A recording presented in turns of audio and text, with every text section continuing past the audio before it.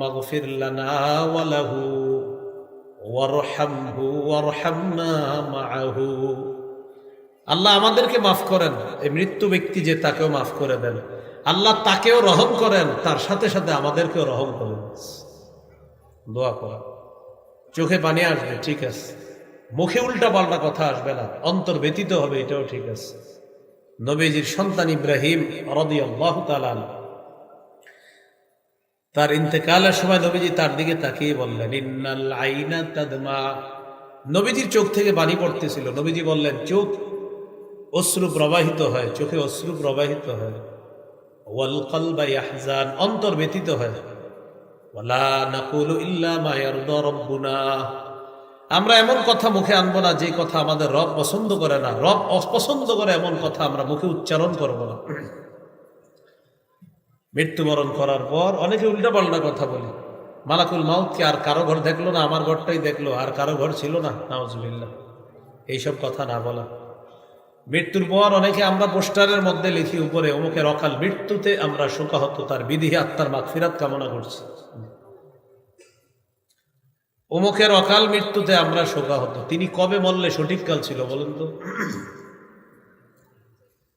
অকাল মৃত্যুতে আমরা শোকাহত, কবে বললে ঠিক ছিল?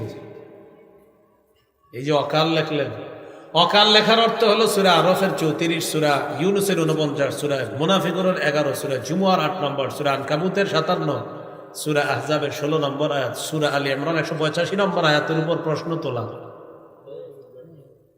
আল্লাহ তো বলে দিয়েছেন মৃত্যুর সময় নির্ধারিত। তাহলে অকাল মৃত্যু মানে যে এই কালে সঠিক হয়নি, তো কবে মরলে ঠিক ছিল বলেন? এই অকাল মুখ দিয়ে বলা যাবে না, অকাল লেখা যাবে না। কোথাও লেখা থাকলে এটা ভদ্রতার সাথে মুছে দিব আমরা। তাহলে কি শিখলাম আমরা? কেউ মৃত্যুবরণ করলে মুখে উল্টা পাল্টা কথা বলা যাবে না, চোখে পানি আসা ঠিক আছে, শোকাহত হওয়া ঠিক আছে, অন্তর ব্যতীত হওয়া এটাও ঠিক আছে, ইন্না লিল্লাহি ওয়া ইন্না ইলাইহি রাজিউন পড়া এটাও ঠিক আছে। ওমর ফারুক রাদিয়াল্লাহু তাআলা, উনি যদি দেখতেন কারো মৃত্যুতে কেউ কান্না করে, কান্না করার সময় মুখ দিয়ে উল্টা পাল্টা কথা বলে, যদি দেখতেন মুখের ভিতর বালু ঢুকায় বসায় রাখতেন, কান্না করো মুখে যেন উল্টা পাল্টা কথা না আসে। বালু, বুখারীর বর্ণনা, বালু দিতেন মুখে, বালু।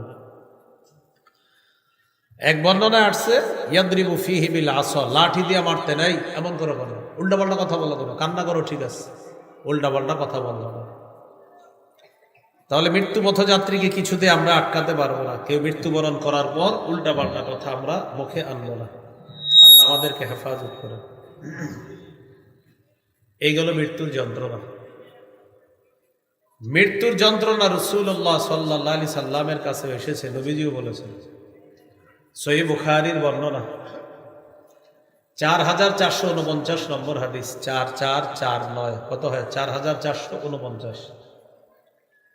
আয়েশা সিদ্দিকা রাদিয়াল্লাহু তাআলা আনহার বর্ণনা, তিনি বলেন, ইন্না মিন নিআমিল্লাহি আলাইয়া,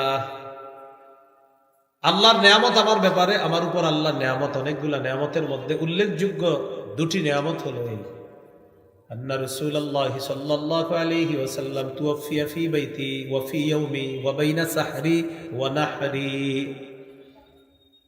আমার উপর আল্লাহর অনুগ্রহ, নবী আমার ঘরে, আমার দিনে, আমার থুতনিটার নিচে আল্লাহ রাসূল সাল্লাল্লাহু আলাইহি সাল্লামের মাথা মুবারক ছিল, আমার ঘরে, আমার দিনে, আমার শরীরের সাথে হেলান দেওয়া ছিলেন আল্লাহ রাসূল সাল্লাল্লাহু আলাইহি সাল্লাম। ওই অবস্থায় রাসূল ইন্তেকাল করছে।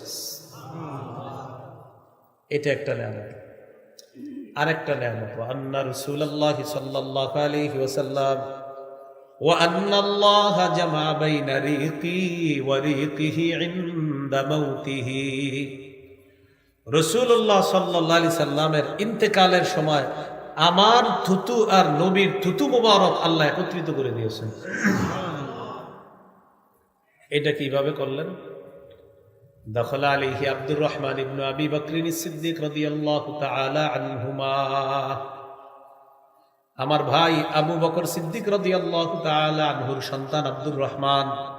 তো আব্দুর রহমান যদি আবু বকর সিদ্দিক রাদিয়াল্লাহু তাআলা আনহুর সন্তান হয়, আম্মা জানের কি হবে? ভাই।